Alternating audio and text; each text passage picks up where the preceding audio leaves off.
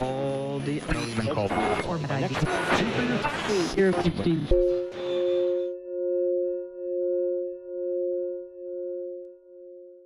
Well, my background is I grew up in upstate New York, and I was exposed to jazz in a lot of ways, played in a couple of jazz big bands, and I also came out of a family that had a number of ministers in the family. This is the United Methodist Church, and so I was from a really a younger person. I always was around both music and the church, and then I went to Syracuse University, and I was in the chapel choir, and I wrote my very first large-scale composition, which was a setting of a jazz worship service.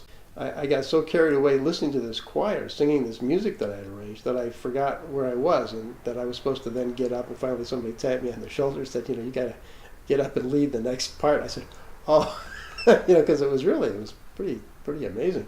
So that was sort of like a religious experience in itself. Then I decided to go into theology school, again with the ministerial influence in my family. So I came to Boston University to study theology, and in many ways the most significant part for me was that they had an internship program that you were required to do. And so I became involved with the Old West Church. And the church was doing, this is in the very early 70s, was doing a lot of things in terms of social and political activism. I began to work with what I styled as a ministry to the jazz community. And some people may have known about the Reverend John Gensel in New York at St. Peter's Church. He was the very early sort of pioneer of bringing the church and jazz together. He was the personal confidant for Duke Ellington and officiated his funeral. And John was a very strong influence on me and a very strong mentor.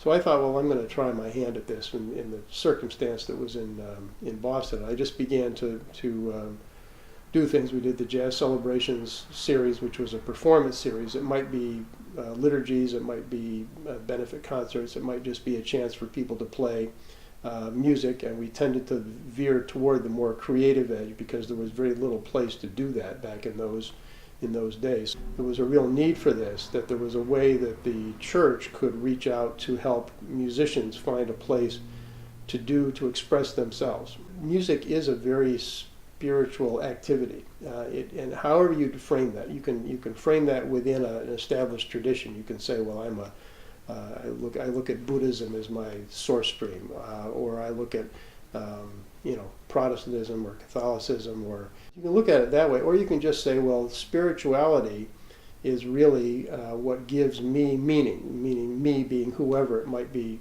talking. It goes to the depth of your being. Many musicians, and I think some people are more intentional about this, more self-conscious, others maybe not so much, but I think they probably have an inkling that when they're really making music, and if they're making music at a high level, and if they're very serious about it, that there's something that's deeply meaningful about that. One of the things that I learned early on being in the Boston area is there were a lot of people who were had come out of a religious tradition but had had a bad experience. So maybe people who had gone to Catholic school and found out later in life that wasn't really what they wanted to pursue, or somebody who grew up Baptist and thought, well, maybe I have a different pathway. And jazz, interestingly enough, because there's so many linkages with the church tradition, but nowadays with world music connections, with Buddhism, with Indian traditions, with whatever it might be, going back to African traditions. And so jazz in many ways is sort of the ultimate ecumenical context for people to come into. And if you have the right people that are sort of the tour guide, so to speak, I sort of see myself as sort of a tour guide. It's like, I'm not making you go to see this or stop over here or put a penny in this plate over here, but here's what are some things that are available. Why don't you check these out? Or this is what our group is offering, and then somebody's over here is offering something else. People, even if they don't have a specific tradition they're aligned with, there's very often somebody, they'll say in an interview or they'll say in some way something that gives you the sense that they've thought about this music, what they're doing, a little bit more deeply than maybe just going out to the gig. And yes, it is a job, it is a business. We're all involved in it at a certain level because you have to pay the rent, so you have to go out and play this or play whatever that is. But it's nice when there are other opportunities where you can really focus on the more creative, spiritual giving aspect, which also means that you're affecting people in a really in-depth way. That's the same thing to you, that connection, whether it's through music or through the church, or Right. and you're providing a place for people to experience. Absolutely, absolutely. Yeah. Religion at its best, and we've got a lot of horrible examples of religion all around us, unfortunately. At its best, I believe it's something that brings people together. And the root word is religio, which means building community, joining together, bringing people together. So